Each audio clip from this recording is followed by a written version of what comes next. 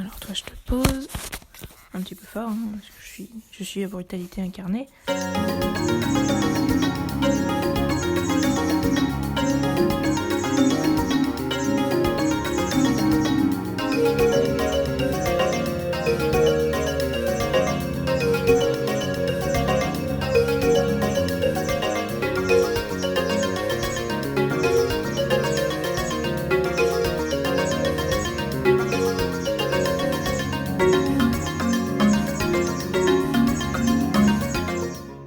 Salut les amis, alors nous voici de retour pour parler à nouveau de Carlos Ruiz Zafón pour le tome 3 du Cimetière des Livres Oubliés qui s'appelle Le Prisonnier du Ciel. Donc oui, je n'ai pas désespéré de lire la suite, malgré le fait que j'ai beaucoup râlé pour le tome 2. Il paraît sur le papier qu'on est supposé pouvoir les lire dans n'importe quel ordre, mais je vous préviens que celui-ci est la suite à peu près directe du premier, puisqu'on retrouve Daniel, et qu'il spoil beaucoup de choses à propos du 2, même si on peut peut-être lire ça d'abord et se dire « Oh mon Dieu, qu'est-ce qui se passe dans la vie de David Martin ?»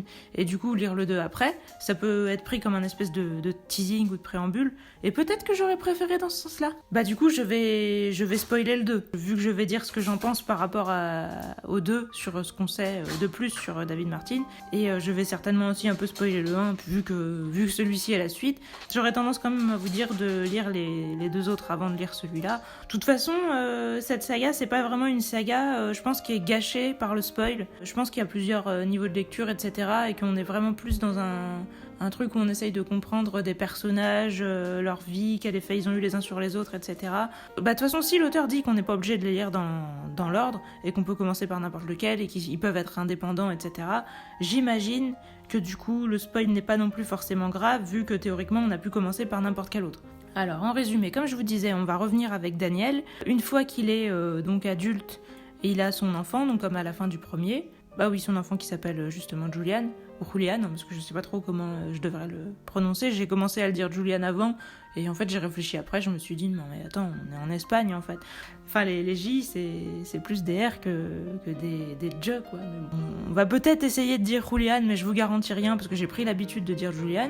On va, comme je vous disais, revoir David Martin, parce que on va apprendre le passé de Fermín, le mec dont j'avais oublié le nom dans le tome 1, donc Fermín Romero de Thor, qui a un nom de torero et qui est le comique du livre 1, qui dans ce tome 3 est un peu déprimé, et donc Daniel va essayer de savoir pourquoi, et donc Fermín va lui parler de son passé en prison, où il a notamment rencontré ce cher David Martin, qui, attention je vous le dis tout de suite, donc partez si vous ne voulez pas le savoir, fuyez malheureux, est schizophrène. Ce qui pourrait certainement expliquer pourquoi j'ai trouvé son histoire incohérente, exagérée, pas crédible, etc. Je suis contente de l'apprendre maintenant, c'est mieux que jamais, mieux vaut tard que jamais, etc. Mais j'aurais préféré quand même le savoir dans le tome précédent, parce que du coup je me serais peut-être pas consacrée autant à chercher de la cohérence, là où potentiellement il y en a pas. Enfin, je vais pas remonter ma note du précédent parce que je me dis que ça a pas été suffisamment explicité avant, qu'il avait des problèmes mentaux. Vous allez me dire, oui, il avait une tumeur au cerveau, tout ça. Il y a eu quelques indices, quelques moments où les gens ont l'air de pas comprendre ce qu'il fait quand il dit qu'il attend ou qu'il va voir Corélie ou quoi, mais... Enfin, ça a dû se voir une ou deux fois, et à chaque fois, on n'était pas très sûr. Donc pour moi, on était dans un truc fantastique, et pas dans un truc de quelqu'un qui a un problème mental. Et le truc, c'est que dans toutes les histoires, on peut toujours dire, oui, mais ça se passe peut-être dans sa tête. Donc moi, je pars du principe que tant que c'est pas... y a pas d'indice qui nous pousse dans cette direction, on ne prend pas ça en considération, parce que sinon, on peut le dire de n'importe quelle histoire, et c'est juste chiant. Ça n'a aucun intérêt, en fait, de se dire que peut-être que tout se passe dans sa tête. Merde, au bout d'un moment, même notre vie, peut-être qu'elle se passe dans notre tête, ou voilà, enfin...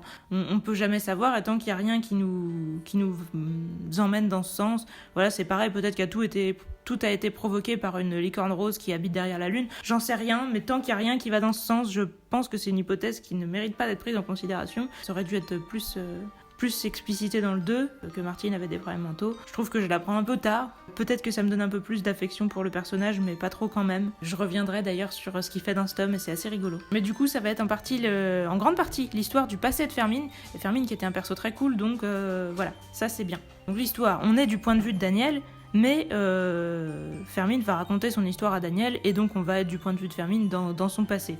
Donc on a à nouveau le récit un peu en poupée russe comme dans le tome 1, même si là il y a peut-être moins d'imbrication. On est vraiment juste selon Fermine, selon Daniel. Moi je pense que Fermine c'était vraiment un perso un peu mystérieux, dont il fallait qu'on en sache plus à un moment ou à un autre, et le fait qu'il y ait un tome qui serve à expliciter son passé, je trouve ça très cool. Et son passé, je l'ai trouvé très bien et très intéressant aussi, son passé qui était donc en prison, où il nous explique que, en fait, si il est angoissé dans ce tome, c'est parce qu'il va se marier donc avec sa fameuse Bernarda, mais pour se marier, on a besoin d'un nom, sauf que lui, non seulement Fermine, c'est un nom qu'il a piqué sur une affiche de Torero et qui n'est pas son nom de base, mais c'est surtout que, en tant que Fermine, il est mort. Donc ce serait ballot qu'on lui dise qu'il a une fausse identité ou qu'on le retrouve, son personnage qui était censé être mort, etc. Donc Daniel voudrait bien l'aider à lui faire des faux papiers, etc. pour qu'il puisse se marier en toute sérénité. Mais pour ça, il a besoin quand même de comprendre qu'est-ce qui s'est passé. Parce que Fermine, il a envie de continuer à s'appeler Fermine. Il a pas envie d'avoir expliqué à Bernarda qu'il a changé de nom et que c'est une fausse identité, etc. Donc il a pas envie... il a envie de rester Fermine.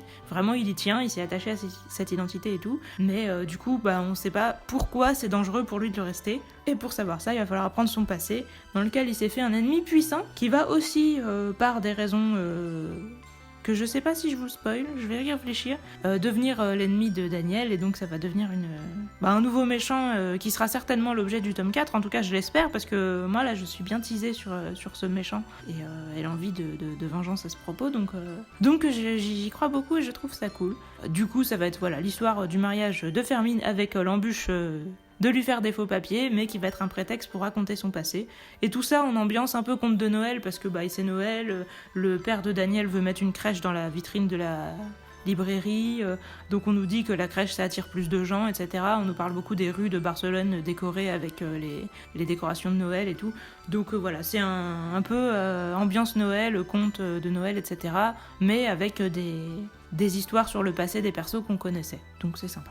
Le concept, je vous dis, je pense que c'était un peu de faire un truc en mode conte de Noël, mais aussi en mode suite de l'histoire de Daniel, même si ça ressemble plus à un intermède que vraiment à une suite, parce que là, ça nous donne sa quête future, mais ça ne la réalise pas. Mais voilà, on a le passé de Fermine et ça lance une nouvelle intrigue qui m'a l'air très cool. Donc là, je suis vraiment teasée pour le tome 4 et je me dis...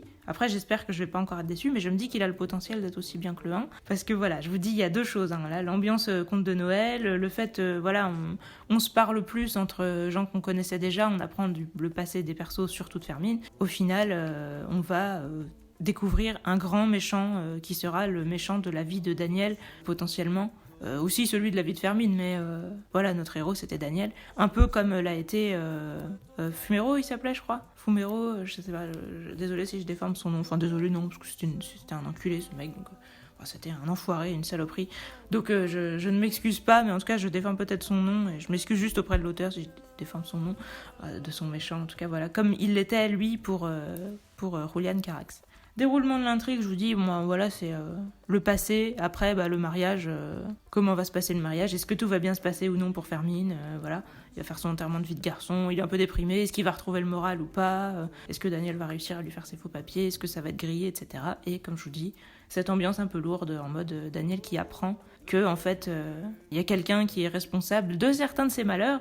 Les personnages, on retrouve Daniel, et j'ai à nouveau aimé, j'ai plus aimé ce livre, j'ai aimé suivre Daniel et tout, donc je pense que ça venait réellement de David Martin que j'aimais pas. Ça venait aussi du type de récit que l'auteur essayait de faire à travers ce personnage-là, je pense, mais c'était un récit qui était supposé coller au personnage, qui est un personnage justement torturé, avec des problèmes mentaux et tout, donc j'ai pas aimé ce truc-là, mais apparemment, on n'est pas obligé de rester là-dedans, en tout cas c'est pas l'auteur qui a changé, c'était juste vraiment un concept précis, parce que là, j'ai retrouvé plus ce que j'aimais. Donc on retrouve Daniel, on retrouve Fermine, qui était le mec positif et drôle dans le tome 1, mais qui là va être un mec plus torturé, même si quand il est torturé, il en fait encore des caisses, donc il a toujours son côté qui fait un peu sourire, mais là ça fait un peu sourire tristement, et son passé, lui, il fait pas sourire du tout, mais il est super intéressant. On revoit le père de Daniel, mais on n'en apprend pas trop sur lui. Il y a un peu des intrigues avec Béa, la meuf de Daniel, même si c'est pas foufou sur ce plan. Le petit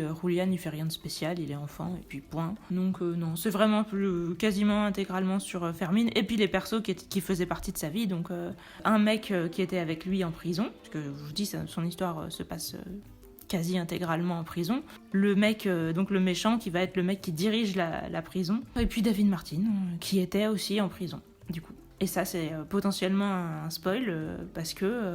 qu'est-ce qu'il fout là ? On pensait qu'il avait changé de pays et qu'il avait refait sa vie avec Christina devenue enfant et le mec qui l'avait rendu immortel. Eh bien, non, il est en prison. Donc là, révélation de Ougedin. Apparence, je n'ai pas le souvenir qu'il y ait vraiment eu des trucs spéciaux. Personnalité, on retrouve donc les persos qu'on connaissait, même s'ils sont un peu dans un état d'esprit différent. Et les persos secondaires sont toujours assez... avec un côté touchant, un peu triste, etc. On peut s'y attacher facilement, on a assez peu de lignes. Les persos qu'on va rencontrer en prison, je trouve qu'on les aime bien quand même. C'est terrible quand même, hein. J'avais tellement pas aimé ce tome 2. Évolution, alors, est-ce que Daniel a évolué ? Je pense pas. J'ai pas l'impression qu'il ait changé, je veux dire. Après, évoluer sur le fait de prendre des claques et des désillusions de la vie, oui, du coup. Mais en tout cas, fondamentalement, il a pas changé. Il veut toujours aider ses amis. On lui dit de lâcher l'affaire parce qu'il met les pieds dans des trucs dangereux. Et oui, j'étais plus très sûre de quelle partie du corps on mettait dans ces cas-là. Et en fait, il n'arrive pas à lâcher l'affaire, quoi. Donc ça, c'était déjà un peu son cas dans l'ombre du vent. Donc je pense pas que les gens aient vraiment changé. Fermine, c'est pas non plus qu'il a changé, hein. Il était juste torturé parce que voilà, il avait peur qu'il y ait un scandale qui se passe au moment de son mariage. Et puis voilà, il y a des gens de son passé qui pourraient lui vouloir potentiellement du mal, etc. Donc il était un peu flippé, mais je pense qu'il avait des raisons, donc ça remet pas forcément toute sa nature en question. L'univers, les lieux et créatures, il n'y a plus de surnaturel, on est revenu dans notre monde sans modification, etc. David Martin est schizophrène, c'est la plus grande révélation que je vous ferai sans spoil, parce que c'est ce qui explique très certainement que j'ai pas aimé le tome précédent et que j'aime celui-là. Voilà, c'est la seule chose, je pense qu'il y a vraiment à dire là-dessus. La prison est vraiment horrible, et donc c'est cool. Il y a vraiment des scènes atroces dans ce qui arrive à Fermine qui m'ont vraiment marqué, etc. Franchement, ce tome, il était cool. Logique et cohésion, j'ai pas vu de faute.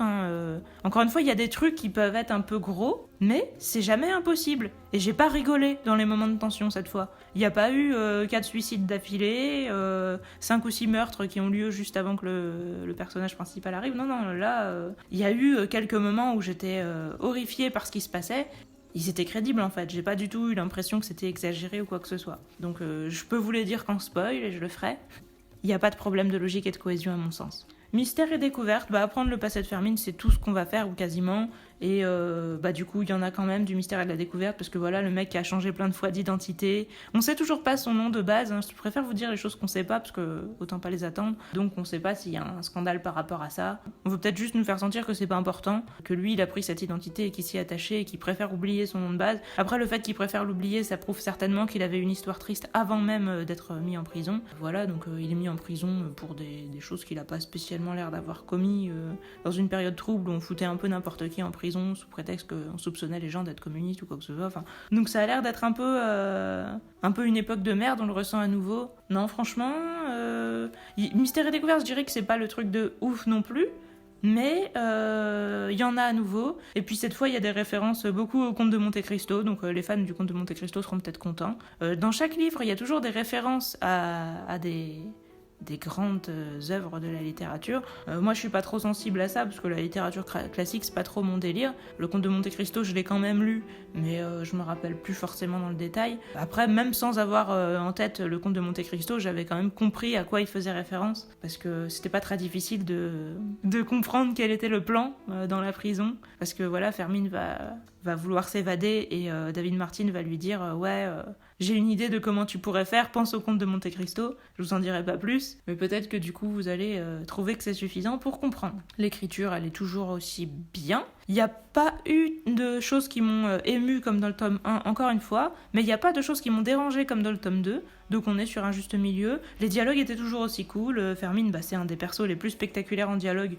Même quand il est déprimé, il en fait des caisses et c'est toujours drôle. Donc il y a vraiment, encore une fois, plusieurs fois des dialogues qui m'ont fait rire. Le méchant, le patron de la prison, il est horrible, et en même temps il a un côté un peu drôle, mais drôle triste, je sais pas comment vous expliquer. Il y a des moments, il me fait sourire tellement il est un peu pathétique, et on sent que c'est un vieux mec en fait.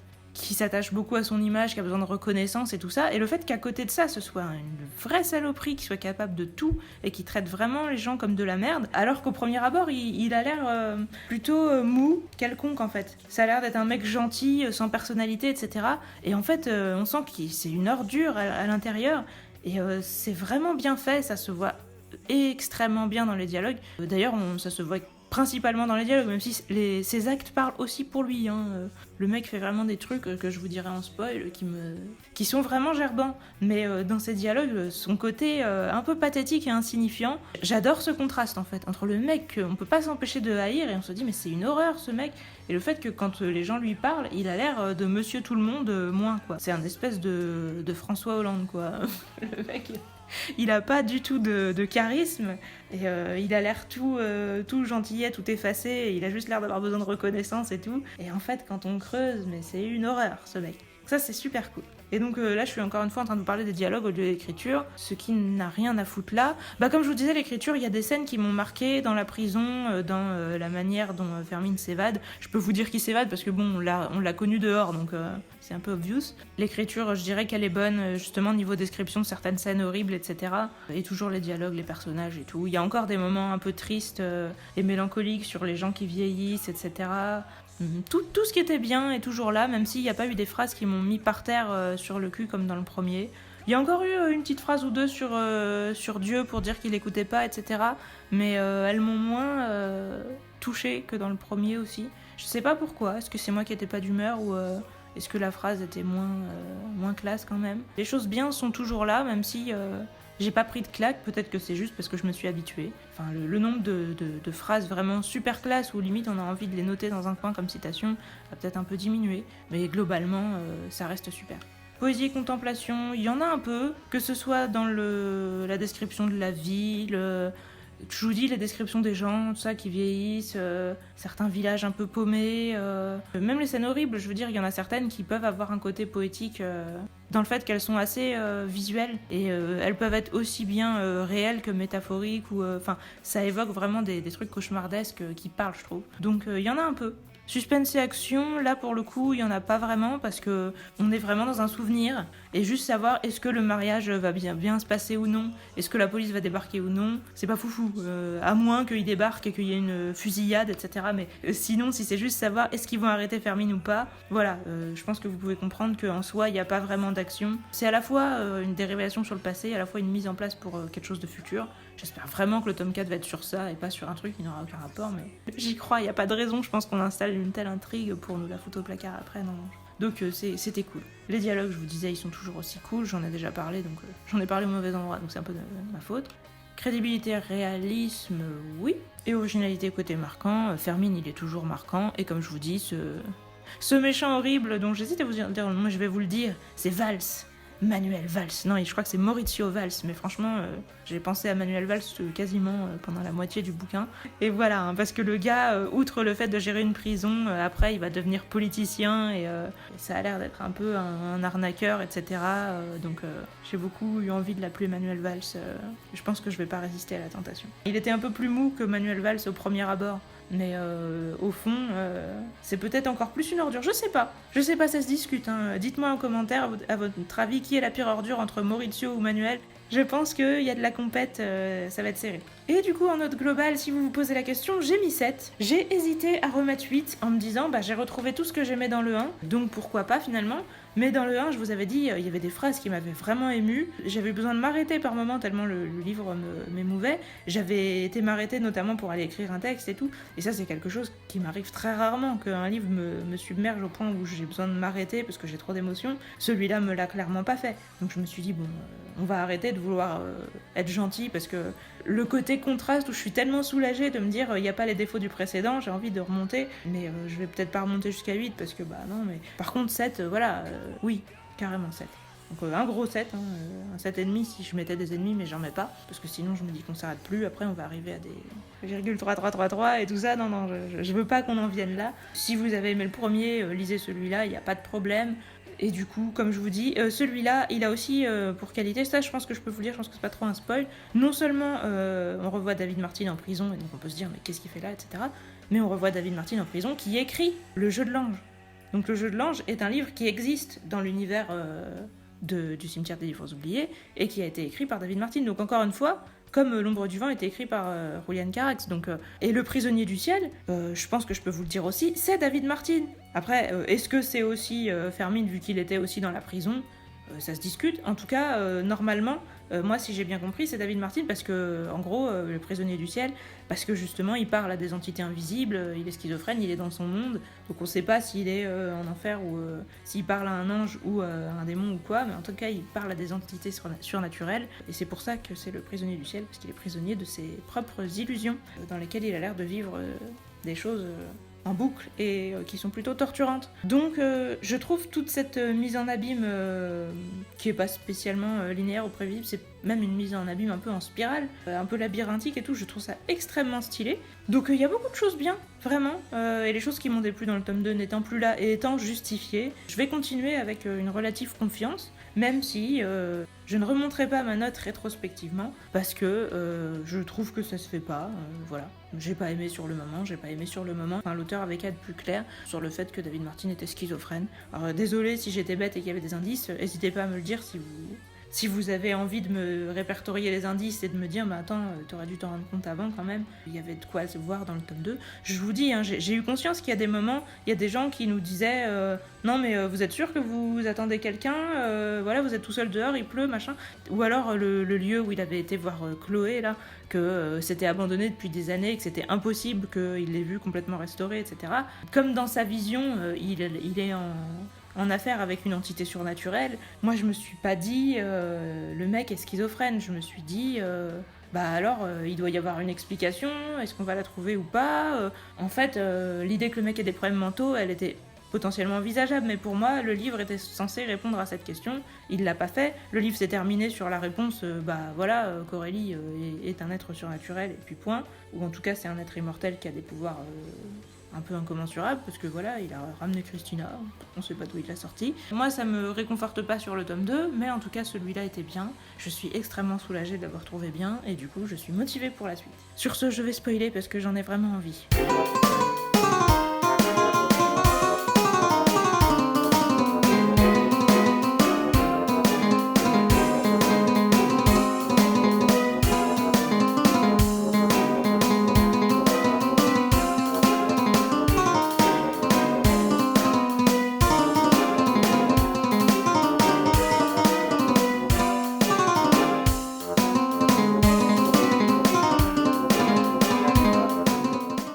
Notre Manuel Valls de service, Maurizio Valls, il va tuer la mère de Daniel. Révélation, putain. Franchement, depuis le début, on nous dit elle est morte du choléra, elle est morte du choléra. Moi, je m'y connais pas en choléra. En plus, on nous dit oui, il y en a eu une épidémie en Espagne, à Barcelone cette année-là, etc. Ça paraissait crédible, ok. On n'avait pas de raison de soupçonner qu'il s'était passé autre chose. Jusqu'à maintenant. Mais c'est pas forcément dérangeant de revenir sur quelque chose comme ça, parce que on sait que voilà, la médecine, c'est pas hyper précis, et à l'époque c'était pas ce que c'est aujourd'hui, alors que déjà aujourd'hui c'est bof. Je dis pas ça pour défoncer les médecins, mais je dis ça parce que voilà, moi, personne comprend jamais ce que j'ai, donc on se dit quand même souvent que la médecine, il y a eu beaucoup d'avancées récemment, et que du coup elle en est encore à ses balbutiements selon ce qu'elle pourra faire dans quelques années, quand plein de choses auront été découvertes. Et je pense qu'elle va progresser très vite, c'est pour ça que je dis ça surtout. Mais au début du siècle dernier, d'ailleurs, parce que j'oublie qu'on est au 21e siècle, hein. Je m'actualise tellement pas. Les gars, bonne année 2000 ! Merde. Donc, au début du 20e siècle, c'était pas si ouf que ça. Donc l'idée qu'ils aient pensé qu'elle était atteinte du choléra, alors qu'en réalité elle a été empoisonnée, ça me semble crédible. Donc j'ai aucun problème avec ça. Et en plus, on se doutait, puisque voilà, elle dit qu'elle... donc Isabella, hein, la fille qui était la mère de Daniel, mais qui était aussi l'amie de David Martin, donc qui était très présente dans le tome 2, et qu'on avait appris à connaître et à apprécier, etc. Elle menace Maurizio Valls de révéler des trucs compromettants sur lui, etc. Et puis elle menace de se plaindre de comment il traite David Martin, parce qu'elle... Elle n'a pas envie que lui soit maltraité en prison, etc. En gros, Maurizio Valls, il a décidé qu'il voulait que David Martin écrive pour lui, parce que lui, il essaye d'être écrivain, il a envie d'être perçu comme le nouveau génie du XXe siècle, etc. au niveau écriture. Lui, il a conscience d'écrire mal, donc il voudrait que David Martin écrive un livre pour lui, comme il l'a fait pour Vidal. Et David Martin ne veut pas, il s'en fout. Donc Mauricio Valls le menace, le fait vivre dans des circonstances un peu horribles, il le fout en isolement, il le maltraite, il lui fait plein de saloperies. Mais il veut à tout prix qu'il reste vivant, il paye un médecin pour que le mec reste vivant, parce qu'il y a plein de gens qui meurent en prison à cette époque-là. Et David Martin, il le laisse pas crever. Donc le gars est prisonnier de ses illusions et de la prison et de ce connard qui le torture gratuitement et qui veut le forcer à écrire un livre. Il va dire qu'il accepte et en fait il va écrire donc son propre livre qui sera Le Jeu de l'Ange. Et quand Mauricio Valls va s'en rendre compte, il va essayer de lui enlever les moyens d'écrire et du coup David Martin va continuer à écrire genre avec son sang, etc. En mode il faut qu'il finisse son histoire jusqu'au bout. C'est stylé. Voilà, le gars, il empoisonne Isabella. Donc à partir du moment où Isabella le menace, on se doute qu'elle va mal finir et qu'il va y avoir un problème. Parce que voilà, on sait qu'elle est morte pas longtemps après ça. Ça pue à l'embrouille quand même. Et donc quand le mec arrive, mais en plus avec son air de gros nounours comique. Hein, je vous dis, moi le mec, je le visualisais en mode François Hollande, quoi. Il est tellement jovial, ridicule. Quand il parle aux gens, etc. Il arrive dans un bar et il demande 2 camomilles. Alors en plus, le gars qui commande des camomilles tout de suite, la crédibilité, on est là, hein. Ça lui allait tellement bien, enfin avec son côté, je vous dis, très bisounours en apparence, et où en fait c'est une vraie saloperie dans le fond. Et il commande 2 camomilles et le serveur qui lui demande 2 dans la même tasse parce qu'il est tout seul, quoi. Puis lui qui fait non, dans 2 tasses séparées. Alors il fait vous attendez quelqu'un, et oui, et tout. Et toute cette scène, elle est atroce parce que elle est un petit peu drôle et en même temps on se doute de ce qui va se passer. Lui il verse un truc non identifié dans la tasse d'en face et après il met du miel et il remue bien, il demande un pot de miel, quoi. On se doute que généralement quand on met du sucre, du miel et surtout du miel, hein. Méfiez-vous des gens qui vous mettent 3 tonnes de miel dans vos tisanes, c'est souvent pour masquer le goût d'autre chose, hein. Quand on veut empoisonner les gens, c'est souvent avec on rajoute plein de miel pour passer le goût, parce que voilà, c'est pour rendre les trucs amers plus sucrés, quoi, pour compenser. Et elle arrive, elle commence à le menacer et lui il lui parle en mode oh je vous admire, vous savez, et tout. Et je me disais mais quelle sous-merde, quel fond de raclure de tiroir de limaces mortes écrasées sous un sous un rouleau compresseur orange à pois vert. Je sais pas, là je me suis dit non, là c'était vraiment horrible. Ça m'a un peu rappelé La Griffe du Chien, dans le côté où on voit venir la scène horrible et on a envie de dire non, on n'y va pas, et on peut rien faire. Sauf que là il y avait un côté comique décalé qui était extrêmement gênant. Du coup, toute cette scène, elle m'a mis mal à l'aise et je me disais non. Et j'ai eu besoin de la relire parce qu'à la fin, quand Isabella, elle sort et qu'on nous dit qu'elle rentre dans le garçon de café, etc., je me demandais si lui, il allait la raccompagner et si elle allait mourir rapidement. Enfin, je me disais, mais quel poison il lui a donné ? Est-ce qu'elle va mourir directement ? Si elle meurt trop vite, il va pas pouvoir cacher que c'est lui ou que c'est bizarre. Comment ils ont pu faire passer ça pour un choléra et tout ? Non, elle arrive quand même à se barrer, à rentrer chez elle, sauf qu'elle rentre en piteux état. Et, mais qu'est-ce qu'il lui a donné comme poison ? Si vous le savez, n'hésitez pas à me le dire parce que franchement, je m'interroge. À la fois, ça agit très vite, mais en même temps, ça ne l'a pas tuée tout de suite. Apparemment, elle a agonisé pendant 1 semaine. Je crois qu'on peut agoniser pendant longtemps quand on prend genre de l'arsenic. Je sais pas, là, le fait qu'elle avait les yeux vitreux et tout. Dites-moi si vous savez quel poison elle a pris. J'aime bien savoir ça, parce que comme ça me fait peur, moi, quand quelque chose me fait peur, je décide toujours d'essayer d'en savoir plus. Parce que je trouve que quand on connaît les choses, elles sont moins effrayantes. J'avais eu ce problème entre guillemets dans Mister Mercedes avec la mort de la mère de Brady. Voilà, un spoiler de Mister Mercedes dans un moment complètement inattendu. Qu'elle meurt empoisonnée avec des convulsions et tout. Je me disais mais la mort au rat ça fait pas ça normalement.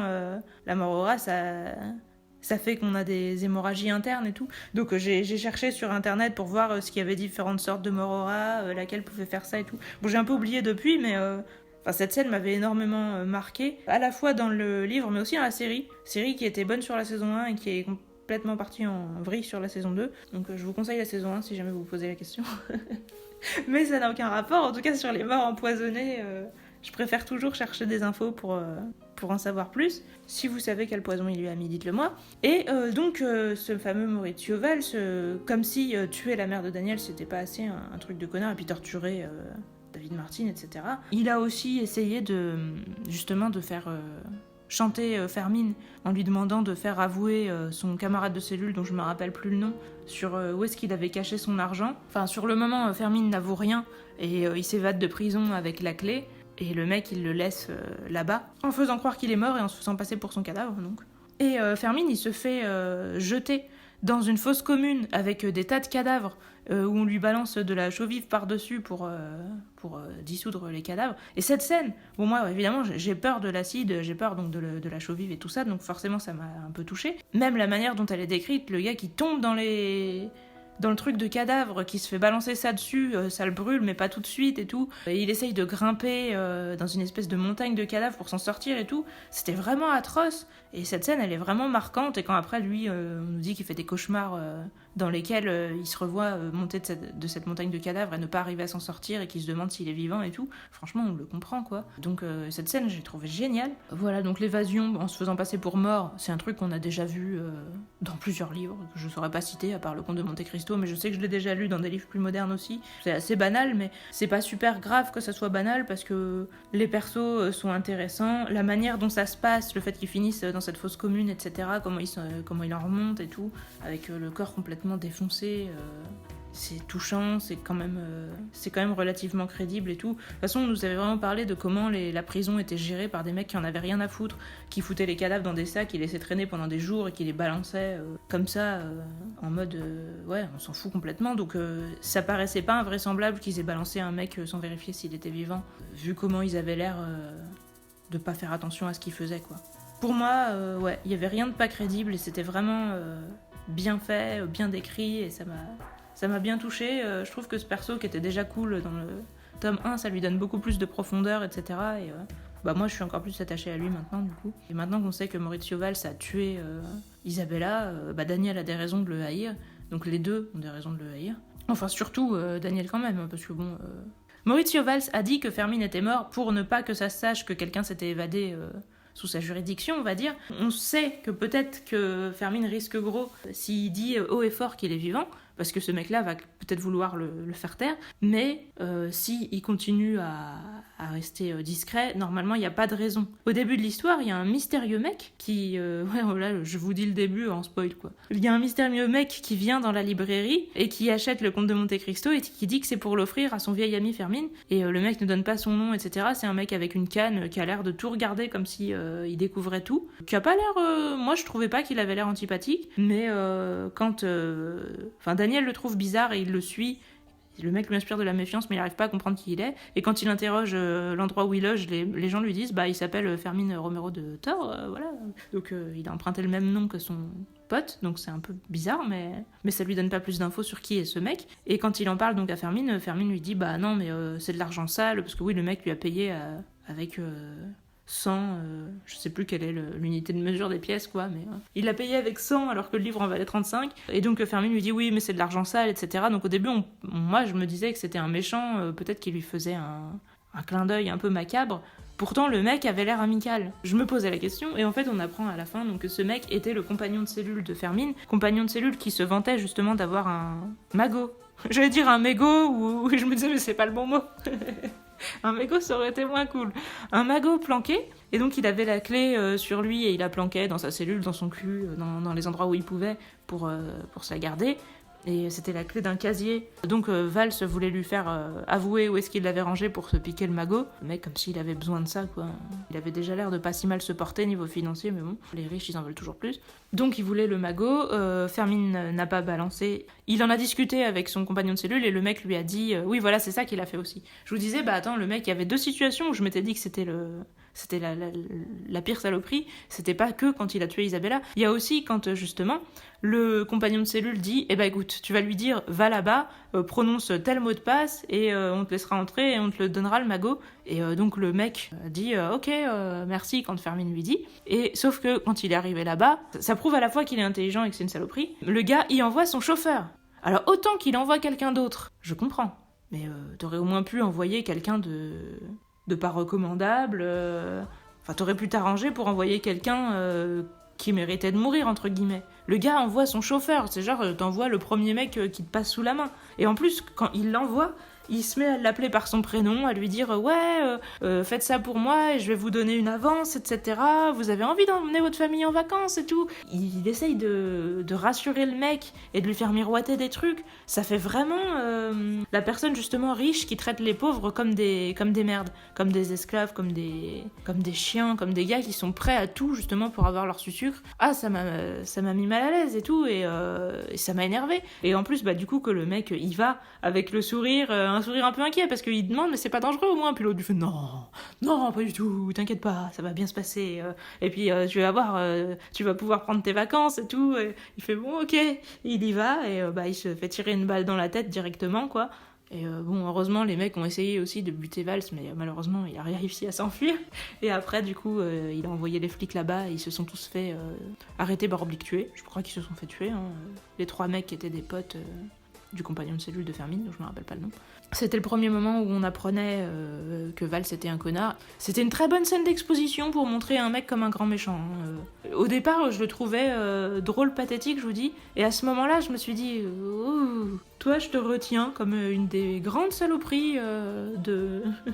Le niveau de fils de puterie est assez élevé. Et après, à la mort d'Isabella, là, on le dit, le mec est confirmé, quoi. Il a fait sa communion et sa confirmation dans l'église des saloperies. Il y a plus besoin, donc j'ai vraiment hâte de voir la suite, parce que c'est le méchant, Fumero, là, ou Fumero, ou peu importe comment on l'appelle. Il était pas trop dégueulasse comme méchant, mais il était taré, surtout. Il faisait peur, ça c'est sûr, il faisait vraiment très peur. Mais il était pas classe, je trouve. Enfin, comment dire.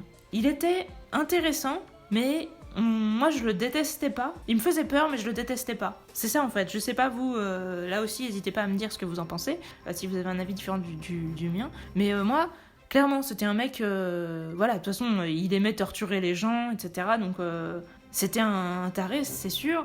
Mais il m'intriguait et il me faisait peur en même temps. J'éprouvais pas de haine contre lui, j'éprouvais seulement de l'angoisse, comme si c'était un genre d'animal dangereux. Alors que là, ce Valls, j'ai vraiment de la haine pour lui. Vraiment comme je peux en avoir justement pour certains politiciens ou quoi. Parce que le gars, il a vraiment cette façade hypocrite que tout le monde aime. En plus, justement, il devient un politicien, il est bien vu, même littérairement, les gens disent que c'est un génie, etc. Enfin, le mec, il s'arrange pour être aimé par tout le monde, alors qu'au fond, c'est une charogne. Je sais pas comment le qualifier, c'est horrible ce qu'il est réellement. Ouais, là, c'est vraiment le genre de perso que je hais. Et je trouve ça cool d'avoir un méchant vraiment haïssable, même si j'aime aimer les méchants, c'est plutôt dans mes habitudes de les aimer, mais ça me dérange pas d'avoir aussi des méchants que je déteste. L'important c'est que ce soit des méchants mémorables, quoi. Les gentils aussi d'ailleurs, mais... Voilà, donc là, ce mec, je le déteste vraiment, donc j'ai vraiment hâte à la suite. J'ai hâte déjà de le revoir, et je sais pas si j'ai hâte de voir les prochaines saloperies qu'il va faire. Si les scènes sont bien foutues, oui, mais c'est vrai que ça va encore me faire mal au cœur, mais par contre j'ai surtout hâte de le voir payer, quoi. Clairement, je suis motivée pour lire le dernier tome, en partie pour ça. Et je suis contente du coup que Daniel ait pas renoncé à sa vengeance, même si s'il l'avait fait, j'aurais été contente pour lui. Mais le fait qu'il ait pas réussi... Et alors oui, je voulais vous dire sur David Martin, je voulais pas vous le spoiler, génial, le mec il apprend à Fermine à mentir quand ils sont en prison ensemble. Je me disais la caractéristique principale du perso qui faisait que je l'aimais pas, c'était que c'était un menteur. Et le gars, il rencontre Fermine qui est un perso... plutôt innocent, sincère, etc. Et il lui apprend à mentir. J'ai trouvé que c'était une bonne idée et ça m'a fait sourire tristement. Je me suis dit ouais, autant qu'il serve à ça, quoi. Il apprend ça à Fermine pour son entrevue justement avec Valls pour arriver à le convaincre qu'il a vraiment, il sait vraiment où sont planqués l'argent du mec dont je me rappelle pas le nom. Et oui d'ailleurs ce mec-là à la fin super triste la scène, quoi. Vraiment horrible. Le mec qui revient voir Fermine lui donne la clé en lui disant écoute, je suppose que je peux pas faire autrement que te la donner. Donc ce que je me disais, est-ce que c'est Fermine qui nous a arnaqué et qui a pris l'argent? Parce que du coup le mec, Fermine lui donne la clé, le mec lui dit écoute, sans rancune mon vieux pote, allez, moi je vais partir pour ma nouvelle vie, ça m'a fait plaisir de t'avoir connu, puis t'as bien fait de la garder la clé, de toute façon j'aurais eu peu de chance de réussir à bien la protéger avec toutes ces années en prison. Donc il remercie, il s'en va, et Daniel et Fermine le suivent, et ils vont jusqu'à ce fameux casier qu'il ouvre, dans lequel il y a une valise qu'il ouvre, et là il laisse la valise et il s'en va en devenant tout blanc et en ayant l'air tout désorienté. Donc ils vont voir ce qu'il y a dans la valise, et ils voient que la valise est vide, et le mec en sortant de la gare meurt d'une crise cardiaque, tellement il a pas pu survivre à se dire que bah non, en fait. Il a attendu toutes ces années pour avoir son magot, sa nouvelle vie, etc. Il était increvable en prison alors que quasiment tout le monde mourait parce qu'en gros il a tout donné pour survivre parce qu'il avait une raison, enfin il avait l'impression d'avoir une raison de vivre et on lui a enlevé sa raison de vivre, c'était vraiment horrible. Mais encore une fois c'est une scène marquante donc je me dis que c'est bien fait, c'est classe, puis ça change un peu de ce qu'on lit d'habitude quoi. Évidemment j'ai beaucoup pensé à Les Évadés, enfin Shawshank. Je me suis dit bah voilà ça change aussi de Shawshank donc c'est cool, c'est vraiment très cool. David Martin, qui a écrit une lettre à Daniel où il lui dit « Abandonne ta vengeance, etc. Si tu ne l'abandonnes pas, va sur la tombe d'Isabella et souviens-toi qu'il y a toujours un ange qui détient les réponses. » Et sur le coup, quand on lit la lettre, on se dit « Ouais, en fait, le mec, il essaye de nous dire soit du bon côté, le côté des anges, etc.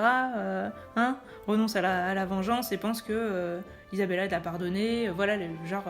elle-même c'était un ange et les anges savent que il faut éviter la vengeance et que c'est pas bien et machin et pensent aux choses positives. Ça donne cette impression là et en fait quand il va là-bas il y a une figurine d'ange et c'est Julian qui casse la figurine d'ange et dedans il y a un papier qui donne le nom donc de Maurizio Valls et qui donne une adresse à Barcelone pour le trouver. Et donc là je me suis dit ah sacré David Martin, ça fait genre il a tout prévu mais en fait je me dis que c'est pas invraisemblable non plus parce que, en fait, dans tous les cas, ça donnerait cette impression. Si Daniel n'avait pas été sur la tombe, ou s'il y avait été, qu'il avait vu l'ange et qu'il s'était juste dit ouais, il a mis un ange parce que, bah, justement, pour me dire abandonne ma vengeance. S'il n'avait pas été plus loin et qu'il avait juste vu l'ange, etc., bah voilà, on serait passé à autre chose. Mais le fait de le casser. Bah du coup c'est littéralement l'ange avait la réponse à l'intérieur dans un petit papier. Je me suis dit toi t'es quand même capable de faire des trucs assez stylés dans le côté espionnage et tout ça donc ce personnage, si c'est juste ce personnage qui a cette caractéristique, que c'est lui qui fait les choses comme ça, qu'elle passe pas toujours. En gros c'est un personnage qui agit comme un mec qui vit dans une série d'espionnage et que bah il est tout seul à agir comme ça et que l'histoire va pas trop dans son sens. Moi je trouve que c'est stylé.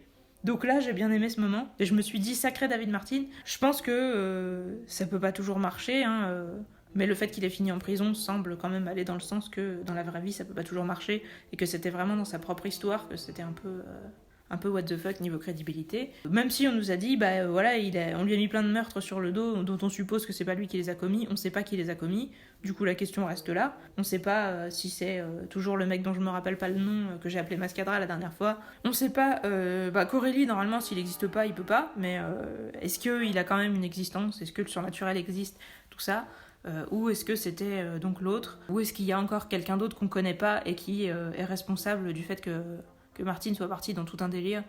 Est-ce que Valls aussi y est pour quelque chose ? Voilà, moi j'espère éventuellement qu'on reviendra là-dessus et qu'on saura qui a réellement commis les crimes. Après, si jamais on le sait pas, je me dirais pas que le livre est mauvais pour autant. C'est pas grave, c'était une intrigue secondaire. Enfin, pour moi, l'histoire principale, c'est quand même celle de Daniel et j'espère vraiment que dans le dernier tome, on sera avec Daniel. Ou alors, si on est avec un nouveau perso, que ce sera aussi un perso qui aura quelque chose contre Valls et qui Daniel pourra rejoindre. Peu importe, mais en tous les cas, j'espère que vraiment Valls sera le méchant et qu'ils vont le défoncer. J'en voudrais pas si on les a pas, mais j'aimerais bien qu'on ait des réponses sur qui avait vraiment tué les gens dans le tome 2. Sinon, je veux une bonne vengeance. Et c'est cool. Et je suis contente d'avoir lu ce livre et ça m'a un peu réconciliée avec l'auteur. Donc voilà. N'hésitez pas à me dire ce que vous pensez, sauf si c'est de la merde. Et je vous dis à la prochaine.